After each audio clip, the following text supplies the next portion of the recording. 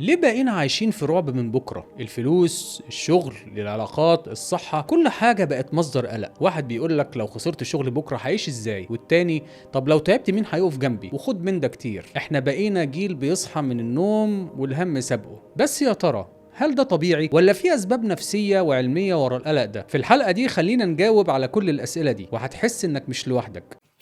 أهلا بيكم في بودكاست طبيبك مع الدكتور عمرو عياد، أول بودكاست طبي باللغة العربية والإنجليزية في الوطن العربي. كل أسبوع بنقدم لك محتوى طبي وعلمي عن صحة العمود الفقري والمفاصل، الصحة النفسية، الوقاية من الأمراض، التغذية وحاجات تانية كتير. يلا نعيش بصحة وسعادة.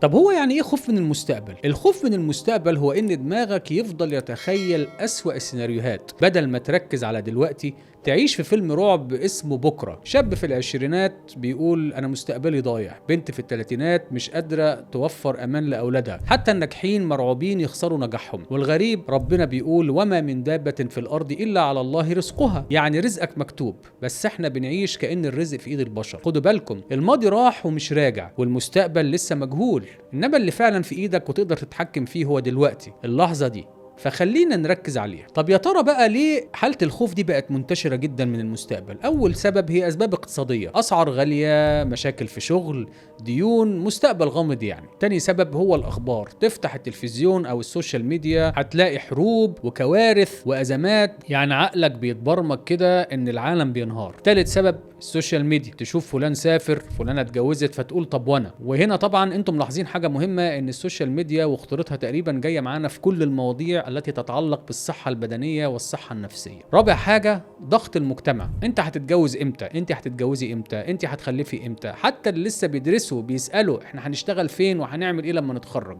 خامس حاجة ايقاع الحياة السريع. زمان الناس كانت بتخطط بالراحة، دلوقتي كل يوم في تغيير، تكنولوجيا جديدة، شغل جديد، ترند جديد. لكن النبي صلى الله عليه وسلم قال لو أنكم توكلون على الله حق توكله لرزقكم كما يرزق الطير تغدو خماصا وتروح بطانا. يعني الطير ده بيطلع متوكل على الله بطنه فاضية جعان، وبيرجع بطنه مليانة شبعان. الطير بيخرج يسعى بس قلبه مطمن برزق ربنا سبحانه وتعالى. تعالوا بقى نتكلم طبيا. في المخ في منطقة اسمها الأميجدلا، ده مركز الخوف. لما تفكر في بكرة الأميجدلا دي بتدي إشارة خطر، ومع التوتر المزمن هرمون الكورتيزول يفضل عالي، فتعيش كأنك في خطر مستمر. وكمان في جزء في المخ اسمه البريفرونتال كورتكس اللي هي منطقة التخطيط، دي بتتأثر فتبطل تفرق بين خطر حقيقي وبين خيال. يعني دماغنا بيتعامل مع أي فكرة عن بكرة كأنها تهديد. مثلا شاب متخرج جديد لسه ما اشتغلش لكنه مرعوب من الفشل، بنت لسه مخطوبة لسه ما دخلتش بيت جوزها وخايفة من الطلاق، موظف ناجح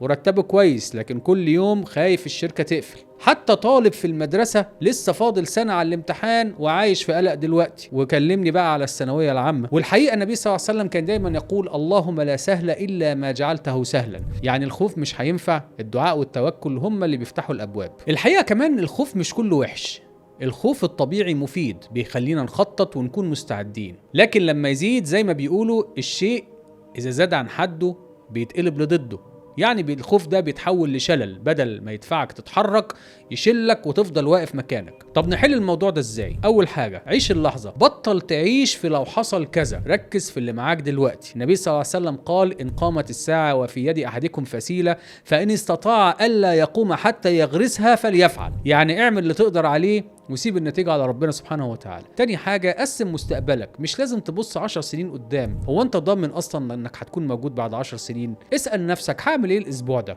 هعمل ايه الشهر ده؟ التقسيم بيخلي المستقبل قابل للإدارة. تالت حاجة قلل الأخبار والسوشيال ميديا، مش لازم يعني تتابع الكوارث طول اليوم، انت مش مسؤول عن العالم كله. رابع حاجة الكتابة، اكتب مخاوفك في ورقة هتشوفها أوضح وهتكتشف ان كتير منها مش منطقي اصلا. خامس حاجة الرياضة، مجرد تمرين نص ساعة او مشي خفيف هيديلك راحة نفسية، والنبي صلى الله عليه وسلم كان بيشجع على القوة البدنية، المؤمن القوي خير واحب الى الله من المؤمن الضعيف. سادس حاجة ابني شبكة دعم، لازم يبقى عندك ناس تلجأ ليهم، اصدقاء او زملاء، يعني ناس كويسة يبقوا داعمين ليك. سابع حاجة، تقبل أحيانا إن الحياة مش هتبقى واضحة 100%، وحتى القرآن بيأكد وعسى أن تكرهوا شيئا وهو خير لكم، يعني اللي شايفه تهديد ممكن يطلع خير، فسيبها على الله. احنا جيل بيقلق من بكرة لدرجة لو الكهرباء قطعت دقيقة نفتكر إن ده آخر الزمان، لو النت فصل يبقى خلاص المستقبل انتهى. الخوف من المستقبل مش ضعف، ده انعكاس لعصر مليان ضغط وتغيرات، لكن اللي يفرق ازاي نتعامل مع الخوف. لو سيبناه يسيطر علينا هنعيش في رعب من بكرة ومش هنستمتع بالنهاردة، ولو واجهناه هنعيش حياة أهدى. المستقبل مش فيلم رعب، المستقبل ورقة بيضة وانت اللي هتكتبها. فكر كده ايه اللي هيحصل في حياتك لو بدأت تواجه قلقك وتوكلت على الله. اكيد النتيجة مختلفة. نشوفكم الحلقة الجاية ان شاء الله.